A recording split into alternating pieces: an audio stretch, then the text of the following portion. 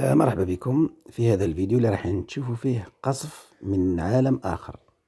يعني واحد القصف يعني موش نورمال للمغرب من هذا الصحفي المصري. نخليكم مع الفيديو وما تنسوش الاشتراك في القناة ولايك للفيديو.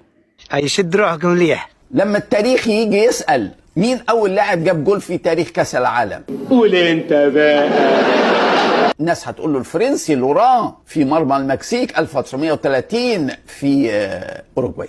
وثاني طب مين أول لاعب جاب جول في تاريخ إفريقيا؟ رأفت عطية المصري في مرمى السودان 1957. وثاني طب مين اللي جاب جول الفوز لألمانيا في كأس العالم نهائي كأس العالم في الأرجنتين 90 في إيطاليا؟ أندريس بريمي 1-0.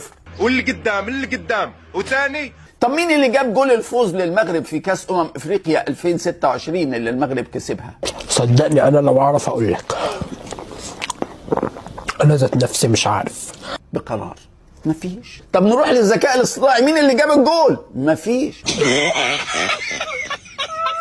محدش جاب جول للمغرب. طب ما هو يمكن كسبوا بركلات الجزاء، ما في ركلات. طب مين جاب اهداف المغرب بركلات الجزاء في نهائي افريقيا